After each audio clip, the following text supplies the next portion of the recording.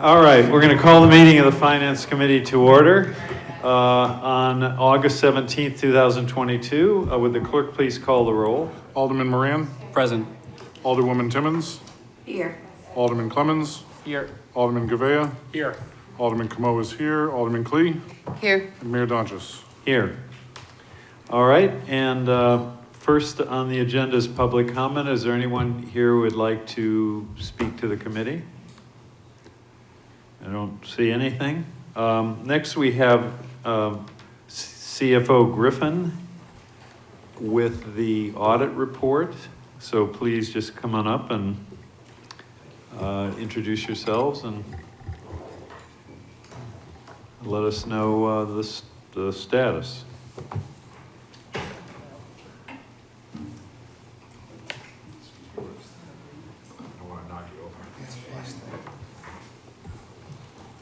Thank you, Mayor Donches and members of the committee.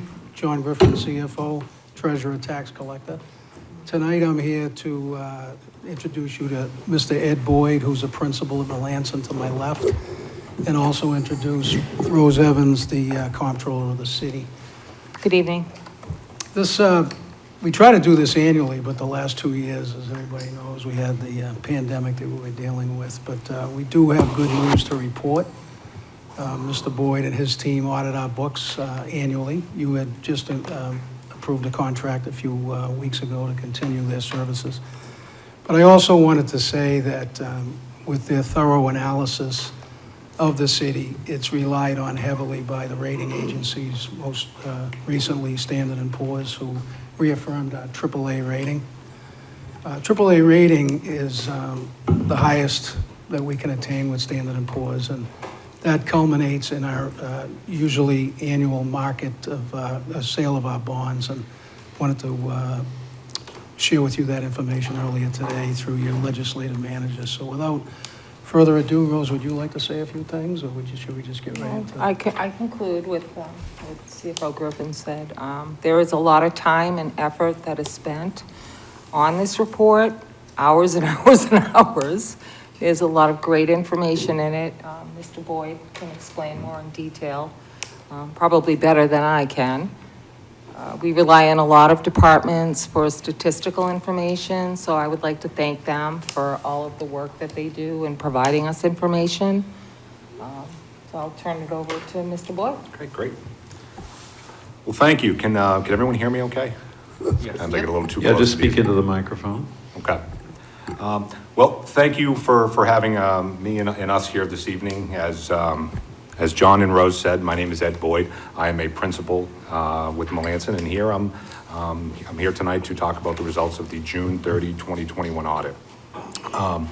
And maybe before we get into kind of the numbers and some of the pages and the nitty-gritty here, the first thing I do want to do is really thank the finance team, and I'm really using that as a catch-all because there are a number of folks that are involved in the audit process, and I can say with a high degree of certainty it's not easy at times, but we really appreciate the engagement and the openness to the personnel that we work with, and we think that's absolutely paramount to conducting an efficient and effective audit. So I really just want to say thank you for the full cooperation that we get in this process. And as Rose said, this is quite a document. This is not your basic set of financial statements. This used to be called a comprehensive annual financial report. It's now called the annual comprehensive financial report. Minor change, but still largely the same document. And why I bring that up is I really want to point out is that this document does go above and beyond the basic requirements of what's necessary for financial statements in accordance with generally accepted generally accepted accounting principles. So as Rose said, we're gonna, certainly reference a few pages, go over some of the key numbers, and it's gonna sound fairly familiar with probably what you've seen with the latest bond rating. And the point of that is to really cover, some of the key amounts in here. I mean, there's 212 pages of financial statements, so a lot of information to digest and other really good resources to go back to. So really just want to highlight that this document can really stand on its own and really provide some really good historical context. So to kind of summarize what John was saying, your audit went very well. We found the books and records to be in good working order. Key accounts were reconciled on a timely basis. There were no disagreements with management with the application of generally accepted accounting principles. There were no material weaknesses or significant deficiencies found in internal control. And lastly, but certainly not least, we issued an unmodified or a clean opinion, which is the best opinion that you can get. That means that your books and records and your financial statements are presented in accordance with generally accepted accounting principles. So from here, we are going to reference a couple page numbers here, so I don't know if folks have the document in front of them, but I'll reference the page number and then just kind of give a summary for those who might not. So the first page I want to go to is page 17, and that's really, the only thing is I want to just point out where the opinion is located. And you can see in the middle of page, in the middle of page 17, you can see that there's a separate heading that talks about the opinion that, again, just reiterates what I said. Your financial statements are in accordance with generally accepted accounting principles. This is the first page any key user of the financial statements is going to go to. When I say key users, we're talking about you folks, we're talking about the rating agencies, anyone who really has a understanding of governmental financial statements. What's that? Grantors, yes. Yep, particularly the federal agencies. This is the first place they're going to go to and understand, is there anything other than an unmodified opinion? And I can say for the city of Nashua, going back years, it's always been. All right, apparently there's a technical problem just for the moment. Would you mind just pausing for a minute? Not at all. Trish, you just did it. No, I have that. He just did it. Oh, okay. Okay. All right, good. Oh. I don't want to ask you, Mr. Boyd, to repeat everything, but could you summarize briefly what you've already said and then just pick it up? Sure thing. Well, just really, because there was no sound. I think there's just no sound on Zoom, but I think on TV it was fine. Yeah, Well, I think TV was probably fine. All right, well, if there was sound on TV, I think we're probably all right. But anyway, just give us a little summary and then go on. really just in short, I think, things are pretty favorable and trending very well. Again, just with the assistance of the finance team, a lot goes into this document. Again, we found key accounts reconciled on a timely basis, books and records being in good working order. We issued a unmodified or a clean opinion, which means your financial statements are presented in accordance with generally accepted accounting principles. And then you were going to go on and tell us what's on page 17. Page 17 is the opinion, so I was just referencing, really just trying to give some context as to where that resides in this document. Okay, thank you. Yes, the credit rating agencies, this is the first place that they're going to go to every year that they're looking at this document. Anything other than a clean opinion is certainly going to raise someone's antennas, but that is not the case for the city of Nashua here. So from here, we're going to go to page 32.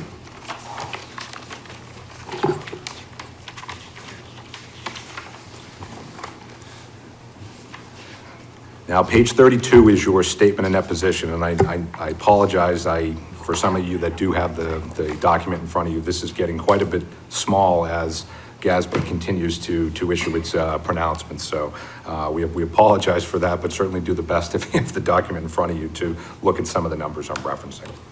Now, this is your statement of net position, which is really your long-term perspective balance sheet. And I really want to stress long-term perspective because this is significantly different than your traditional, your fund basis financial statements, which we'll also look at shortly. But there's a design for that. It's really to look at things from a long-term perspective and then more of a cash flow and kind of a short-term perspective here. So what you're going to see as the significant difference between the statements is really the recognition of your long-term assets, your capital assets, and then really your long-term debt, your long-term liabilities, which is going to be your bonds and your notes payable. It's going to be your compensated absences, and then really the two classifications that are getting a lot of attention, your OPEB and your pension liabilities. And that's where I want to turn your attention to right now. So if you go about 3/4 of the way down, you're going to see net and total OPEB liability, net pension liability, state of New Hampshire, net pension liability, Board of Public Works.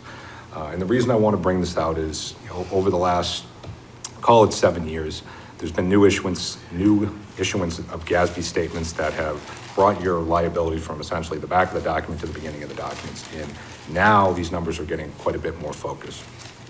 So if we start with the net pension liability, you'll see that For the state of New Hampshire, it's about $320 million.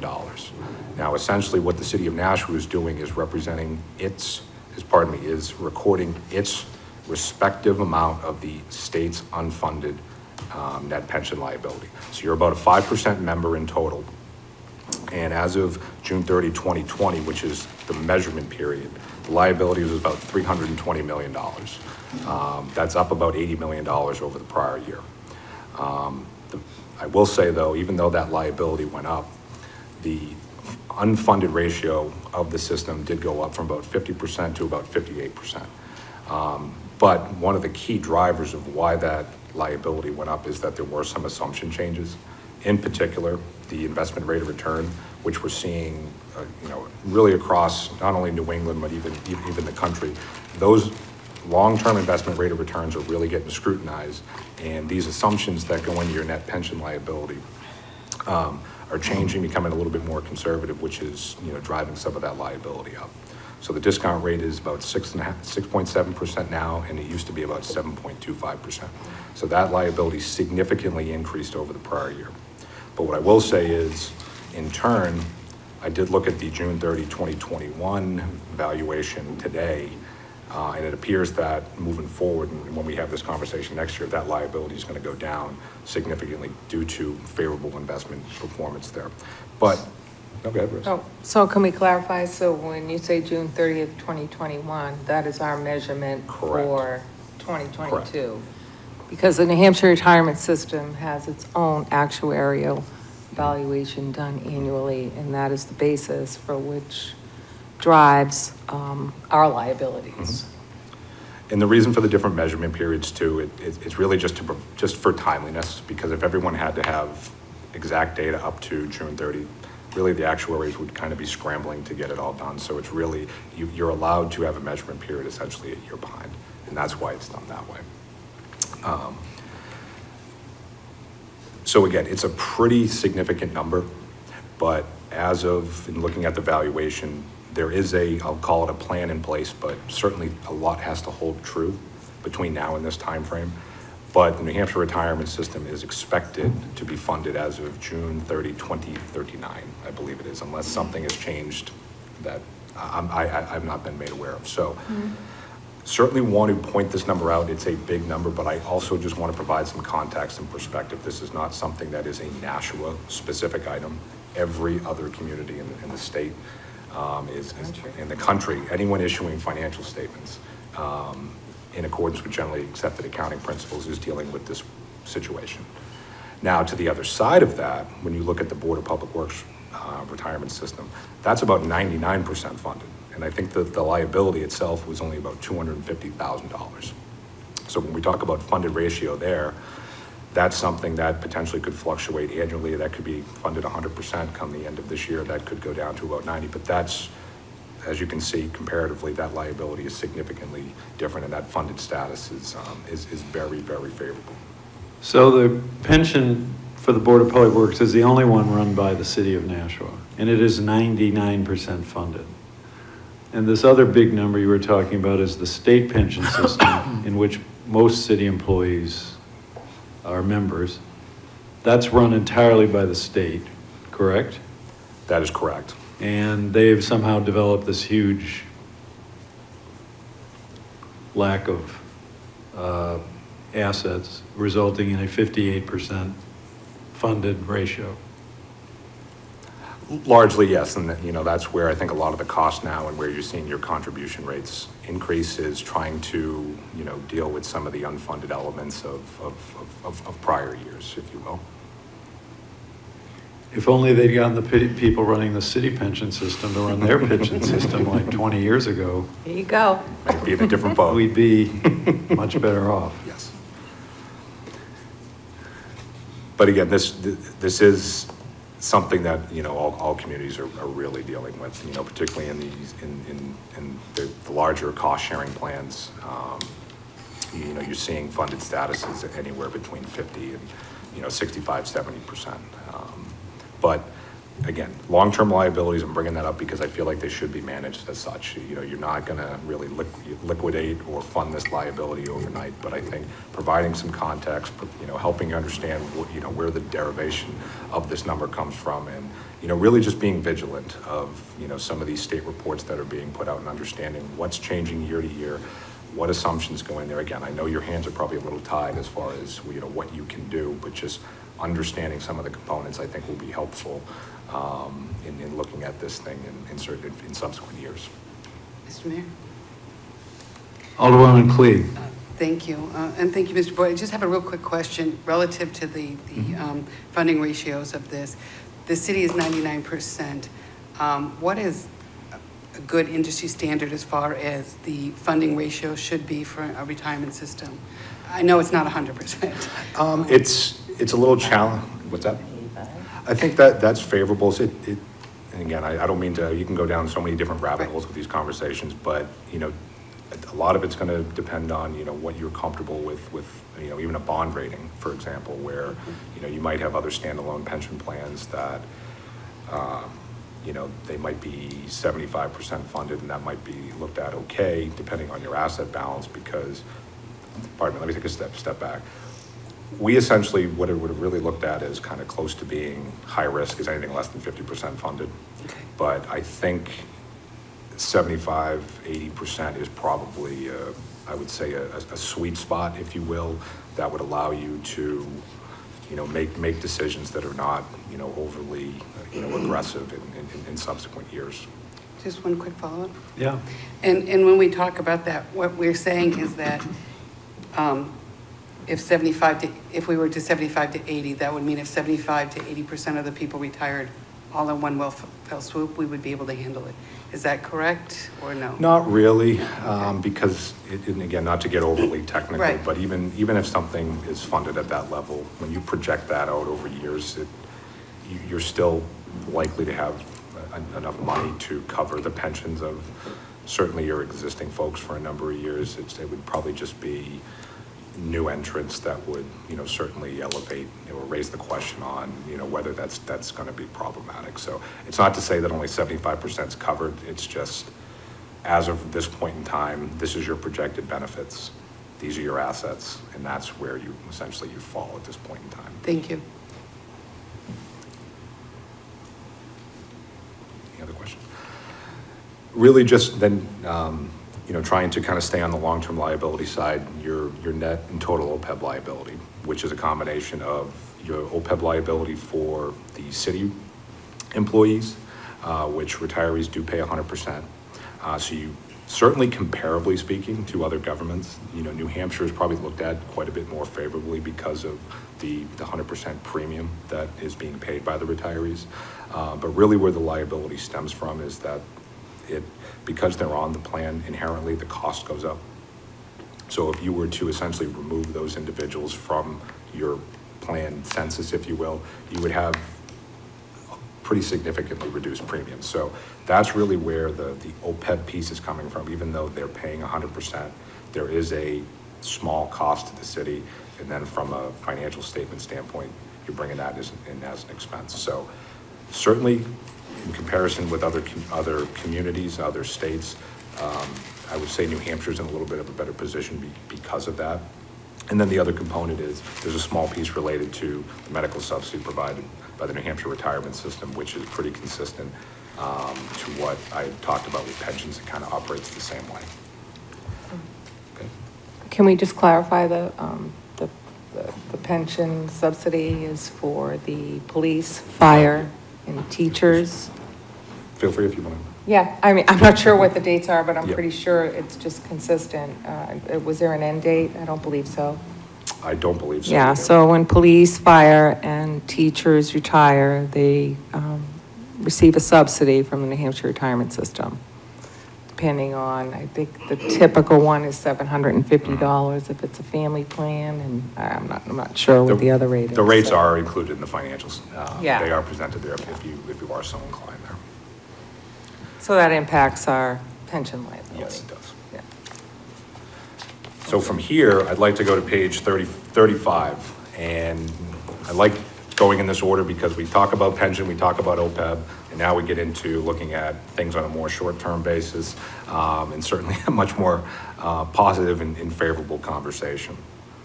Now, I mentioned the opinion is typically the first place that a user of the financial statements goes to. Your governmental funds balance sheet on page 35 is probably the second place that they're going to go to. And they're going to look at the general fund. So that's your first column here. And that is the city's primary operating fund. And really, again, I said this document is 212 pages long, but this is really the meat and potatoes of what particularly the rating agencies are going to look at. And, you know, that really is going to kind of paint the picture of how did we do. And you're going to see that as of June 30, 2021, your unassigned fund balance was about $31.7 million, which is up about a little over $1 million from the prior year. And that represents about 10.9% of expenditures. And I bring that up because, you know, really two things. The city has its own internal policy that has a minimum unassigned fund balance of roughly 10%. So you're in line with your fund balance policy. But I think just as importantly, in being a AAA rated community, you know, you certainly want to make sure you have proper reserves because that's always going to be looked at.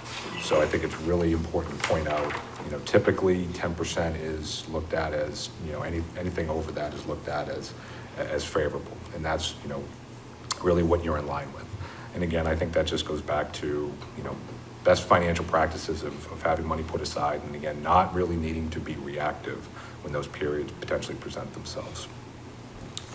And over on page 37, what I do also want to point out is your fund balance is up in total about $7 million. And I want to point that out because you might say, well, Mr. Boyd, what our unassigned is only up $1 million, but this is telling us we're up $7 million. But really there were some timing issues at year end. So you have your encumbrances, you have your escrows, you know, your other assignments that some of that money is being essentially kind of restricted and is going to be spent in future years. So, yep, your reserve funds and things like that. So I just really want to point out that distinction because the numbers are just significantly different. But that's the reason. So you certainly from a GAAP perspective, you looked at as very, very well. But that some of those dollars are going to be spent down in FY22. But they're coming from some of the other funding sources. Yeah, please do. I would just like to comment on the unassigned fund balance. It's very important, obviously, every year that we increase the unassigned fund balance. The rating agencies look at this as a percentage of total expenditures, so it's very important that we continue to grow that unassigned fund balance in line with the city ordinances as well as rating agency perspectives. I would agree. It's probably your most important number in the financial statements, and how that, you know, where that falls at the end of the year and where that's trended up and down. And again, when you see those ebbs and flows, you certainly need to, you know, be able to explain that. But, you know, to Rose's point, you know, having, you know, continue to increase your reserve is really looked at favorable and in line with maintaining that AAA rating. So really just some other things I did want to point out is on page, it's going to be 69 through 72. You don't need to flip there, but if you just want to even reference it. You know, we talked about long-term liabilities, and I think there's some good information on the changes there. But one thing I really want to point out, just because I feel like the city's been very active in its capital plan, when you can look at some of your debt service schedules, and essentially what they show is your future debt service and how fast you're paying off the debt. For governmental activities, you're essentially paying off, I believe it's close to 70% over 10 years. For your enterprise funds, it's roughly 80% over 10 years.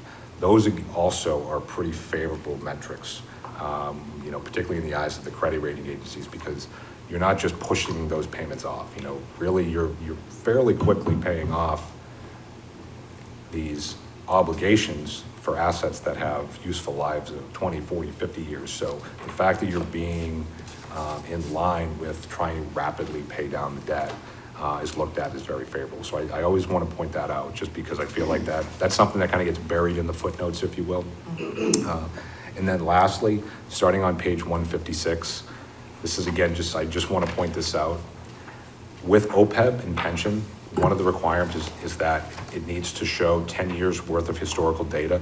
So these are really, really good pages to look at to see kind of the ebbs and flows of those liabilities, what's changing, what the funded ratios are. It really give you a good context as to what's happening year over year there, as again, you look to really be vigilant and kind of monitor where those liabilities are going. I'm going to pause there. Again, I know there's a huge document, and we only touched on a handful of numbers, but the stat tables as well, Rose. That's a good point. As we talk about this document really kind of standing on its own. The stat tables provide just tremendous amount of information, whether it's on fund balance. Starting on page 187, I believe? Yeah, 187, 186.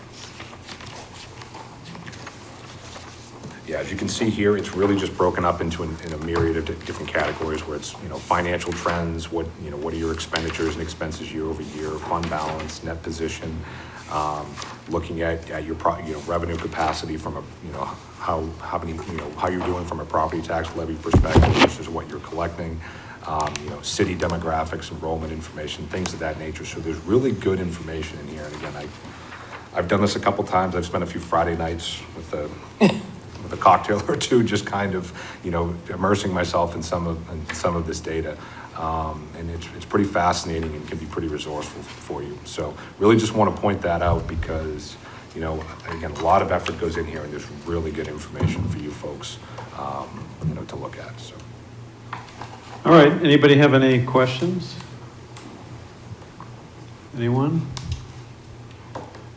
All right, well, thank you very much for your hard work and for, coming to us with the final report. My pleasure, and look forward to working with you folks again. Thank you. Thank you. Thank you.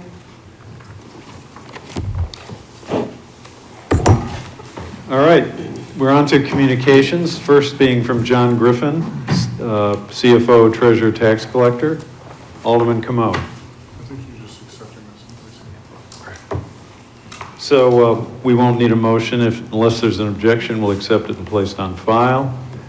Next communication is from Amy Gerard, Purchasing Manager. Alderman Camo. Yes, thank you. I'd like to make a motion to place on file and approve a 3-year contract with Granite Telecommunications LLC in converting POTS lines to EPIC lines in an amount not to exceed $93,106.80, which is $2,586.20 a month. Funding will be through Department 120 Telecommunications, Fund 55109 Telecommunications, Telephone, Voice / General Fund. Is this Mr. Meiservich? Yes, it is, Mayor. Come on up. Nick Meiservich, Chief Information Officer for the City of Nashua. This contract is, they are requiring us to do a 3-year contract. This is converting 74 of our almost 120 telephone lines throughout the city. Costs are ever increasing. The vendor that we're currently with raised their rates January. They almost doubled. And we just received notification that they're going to raise their rates again next month. So by switching to Granite Telecom will save us about approximately 50% on these 74 lines. Great. Questions, comments? Alderman Clemmons. So is this just telephone lines, just landline phones? Is that what this is? Correct. Interesting. Yes? Have go we ahead. thought about, would it be cheaper to get rid of them and just use cell phones, or why do we have them? A lot of them are for elevators in buildings. Okay. Alarm circuits in buildings. Okay. Backups to the T1 line, phone lines Okay. in all these locations. So they're not really telephone lines, they're copper lines for, Correct. okay, got it. All right, all those in favor of the motion say aye. Aye. Opposed? Motion passes. Thank you very much. Next communication from Amy Gerard, Purchasing Manager. Alderman Camo. Yes, thank you. I'd like to make a motion to place on file and approve a 3-year renewal of the Palo Alto firewall for backup internet line with New Era Technology of Portsmouth, New Hampshire, in an amount not to exceed $24,522.80. Funding will be through Department 122, Information Technology, Fund 54407, Software Maintenance / General Fund for $18,702.80, and 54414, Hardware Maintenance / General Fund for $5,820. Go ahead. All right. The IT department opted to go switch this to a 3-year contract, which will save us approximately $3,000 over the 3-year period, as opposed to renewing it year by year. This is for the backup internet line that we upgraded last year. So it's just to keep that device up to date and current with all its subscriptions. All right, anybody have any questions? All those in favor of the motion say aye. Aye. Opposed? Motion passes. Thank you. Next item is a communication from Amy Gerard, Purchasing Manager, Alderman Camo.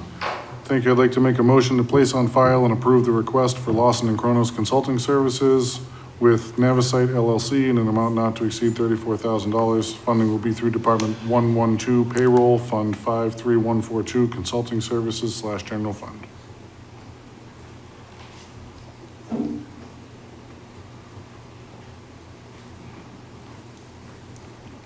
Good evening. My name is Peter Donovan. I'm the payroll manager.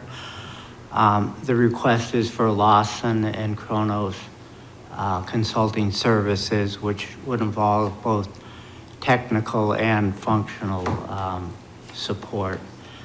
We currently implement 17 CBAs, and in these contracts, often they're negotiated things that our systems aren't actually currently capable of implementing, because the negotiators aren't aware of what our current systems can do.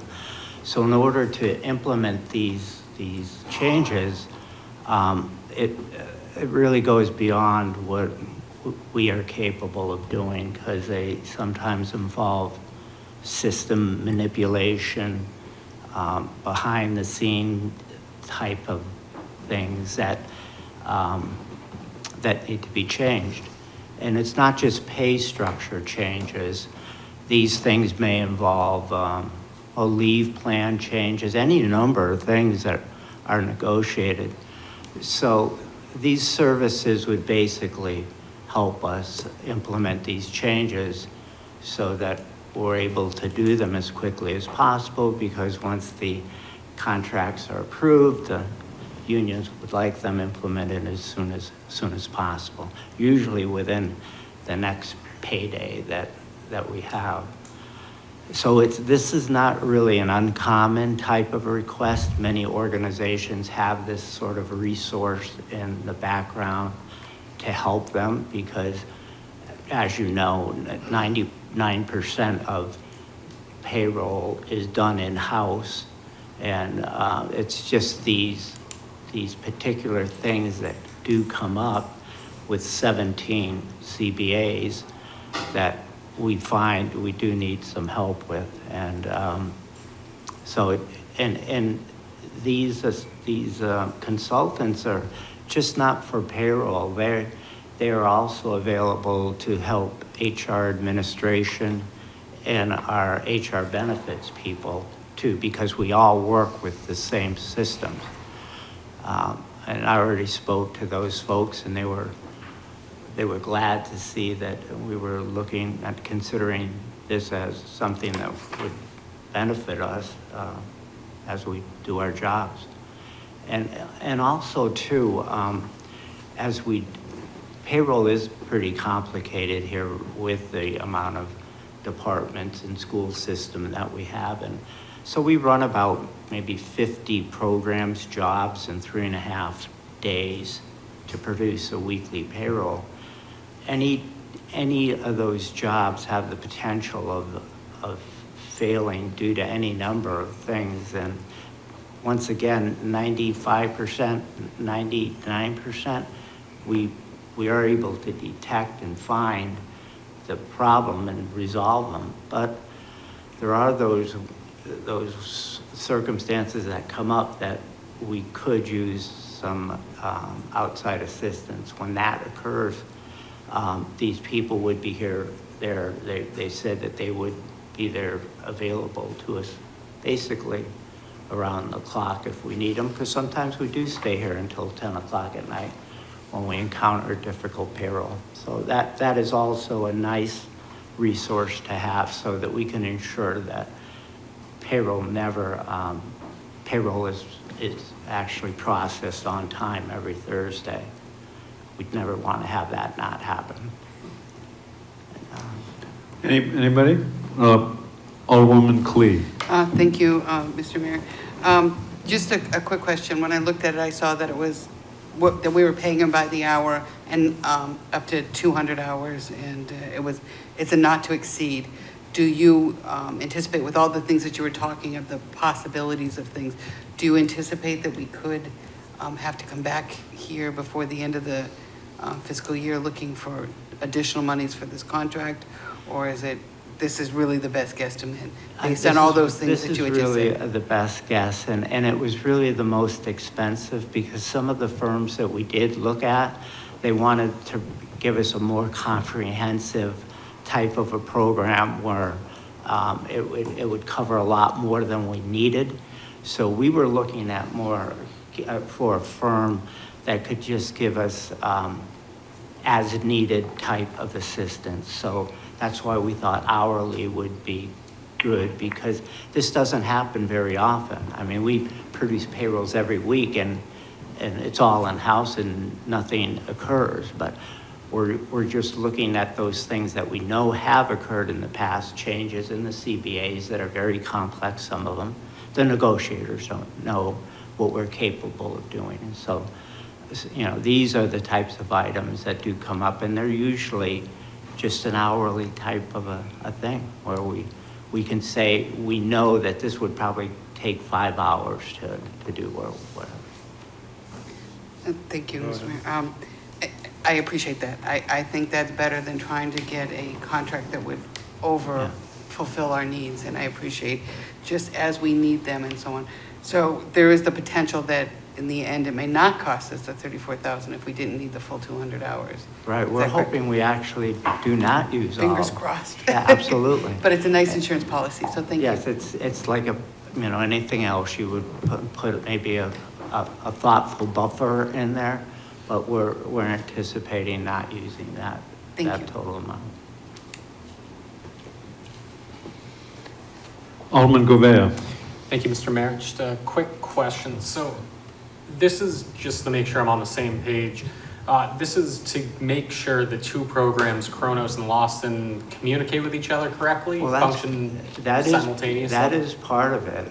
They Sure. do have an interface between the two because Kronos is where we collect all the people's time, their punch in, their punch out, what they've actually worked.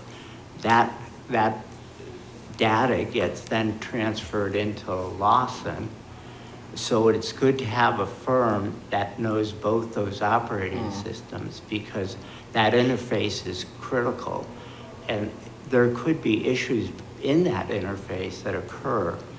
Once again, we don't expect it, but if it does, it could be a very difficult thing. And we'd want to have that resource there to be able to fix that. Makes sense. Thank you.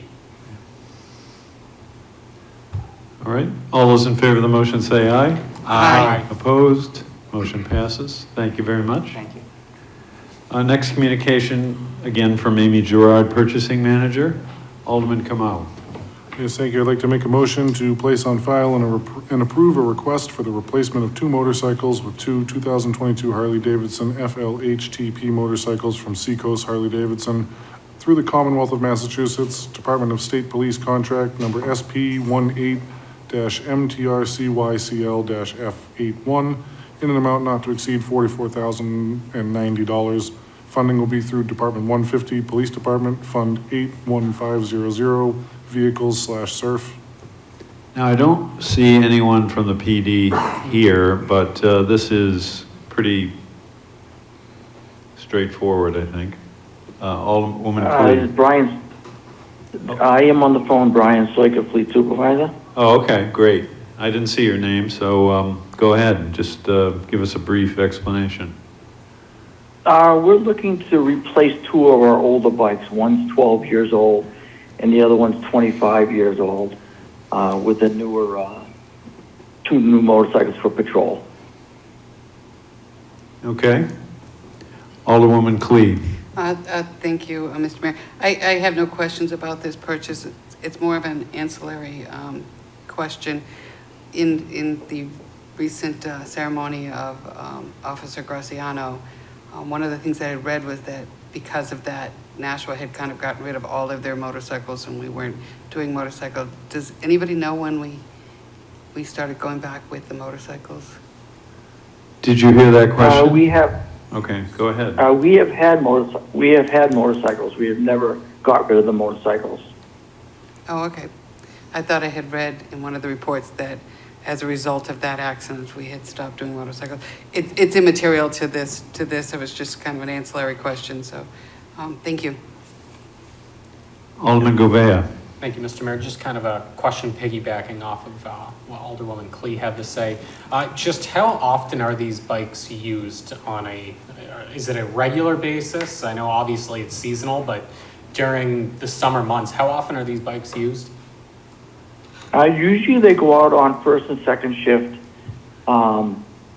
We use them for patrol, radar, because we have computers on the bikes, parades, of course, funerals, stuff like that. So they're out on a regular basis as long as the manpower is there.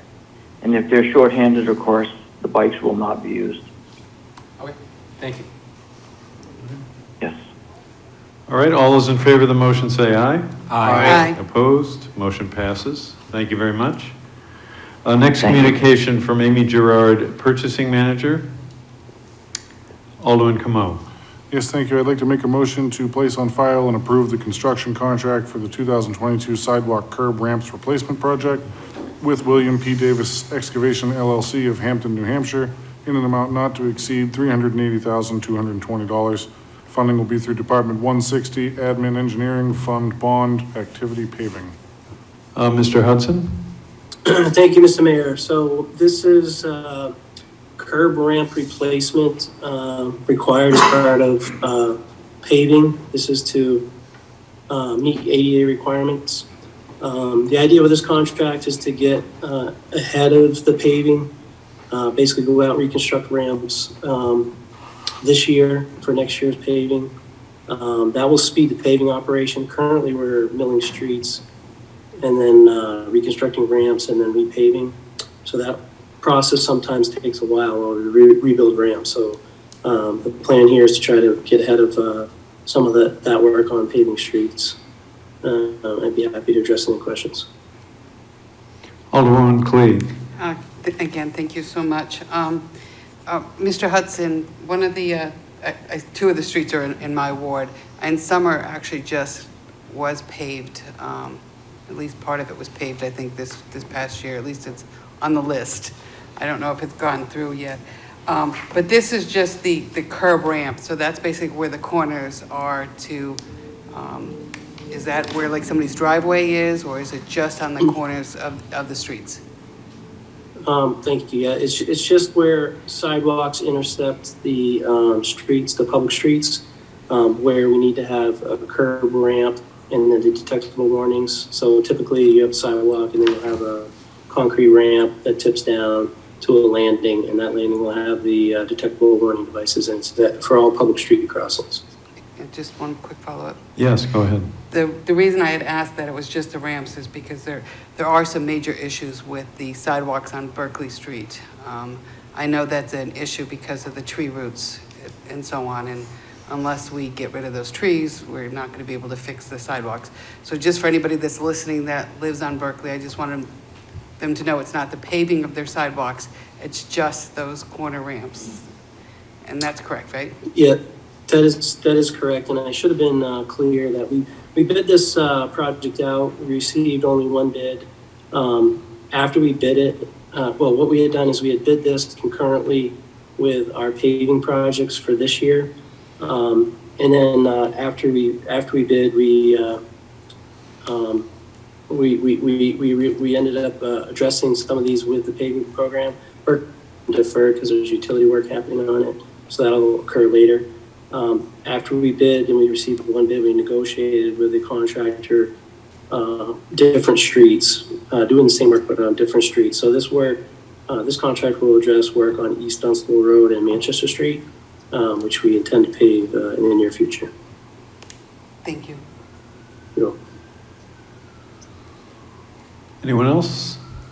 All those in favor of the motion say aye. Aye. Opposed? Motion passes. Next item from, again, a communication from Amy Gerard, Purchasing Manager.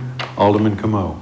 Yes, thank you. I'd like to make a motion to place on file and approve the purchase of a new playground structure and playground equipment for St. Andrews Park from Miracle Recreation Equipment Company of Monett, Missouri, in an amount not to exceed $108,582.47 pursuant to the Sourcewell contract number 010521-LTS. Funding will be through Department 177 Parks and Recreation Fund Capital Activity Citywide Playground. Mr. Conan? Hello, Brian Conant, Superintendent of Parks and Recreation. This is a Sourcewell contract for some playground equipment to enhance St. Andrews Park. The current playground equipment there is, I believe, dates from the 1970s. I think this will tremendously enhance the park. We did look at 3 designs that were similar in nature, and this was the most cost-effective alternative. So I'd like to answer any questions if there are any. Alderman Camo. Yes, thank you, Mr. Mayor. So I approve of this project, and I'm going to vote to approve this motion, but I'm just curious, this might be inside baseball, but I thought we funded the Park Rehabilitation Fund, so I'm just wondering why we're taking this out of a different fund. I thought we funded the Park Rehab Fund for this purpose. No, I don't know the particulars on that. I know we did that for the lights at Labine. And I think part of the funding for this came from that trust fund, but not all of it. I believe it was just 75,000. Okay, thank you. Yes, because the original estimate was insufficient and Right. money had to Yeah, be added in the last that's right. budget, I think, right?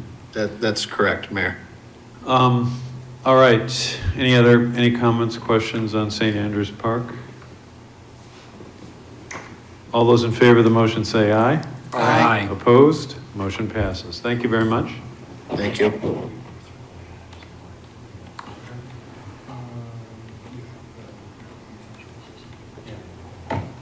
All right, now we're going to move on to unfinished business. One has been tabled in committee.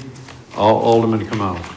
Yes, thank you. I'd like to make a motion to remove from the table a communication from Tim Cummings, Economic Development Director, for an amendment for design services for Water Street work to VHB Incorporated. All those in favor of the motion to remove from the table, say aye. Aye. Motion passes. So we now have before us a communication. Alderman Camo. Yes, thank you. I'd like to make a motion to place on file and approve the amendment for design services for Water Street work to VHB Incorporated in an amount not to exceed $26,730 for a total purchase order of $252,095. Funding will be through the TIF account created to implement the downtown riverfront project. Mr. Cummings? Yes, thank you, Mayor. Again, Tim Cummings, Director of Economic Development. This is a very similar contract to the one that was before you just a couple weeks ago with H.L. Turner. This time it's with VHB. I had anticipated this contract coming much sooner than it did, but nonetheless, we're here today. And this specific contract is before you, where I'm looking for full Board of Aldermen approval of this contract because it is within the downtown riverfront TIF. I just want to clarify and make sure folks know that the amendment is for $26,730. That is on top of an already issued purchase order of $225,000 to VHB. This additional $26,000 is an amendment to the permitting contract that VHB is doing, and it goes hand in glove with the prior preliminary design work that was done for Parc de la Renaissance and the Water Street design work that now needs to be done. We were hoping to fast track and get under construction sooner. And so that's why it's before you this evening. So I will leave my comments there, Mr. Mayor. I do want to also I apologize. I should also note that I had asked for this to be tabled a couple weeks ago out of fear or concern that maybe that this scope would change. That is not, that never came to fruition. So what is before you is what will be executed upon. All right. Questions? All those in favor of the motion say aye. Aye. Opposed? Motion passes. Thank you very much. Next, we have new business resolutions. We have none. New business ordinances. We have none. Record of expenditures. Alderman Camo. Yes, thank you. I'd like to make a motion that the Finance Committee has complied with the city charter and ordinances pertaining to the record of expenditures for the period from July 29th, 2022 to August 11th, 2022. Anybody? All those in favor of the motion say aye. Aye. Motion passes. General discussion. Anybody wish to have general discussion? Public comment. Any member of the public wish to address the Finance Committee?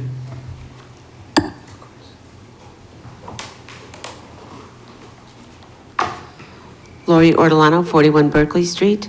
I'd like to talk to the committee about, as projects roll into the table to you, I think that bonding of large projects should go on hold at this point. I'd like to see the brakes put on a little bit on the spending and get the new tax bills out and look at the tax rate, and let's see where we're at and how our senior citizens are doing with their money when things change. I'd like to talk to you a little bit about information flow in the city.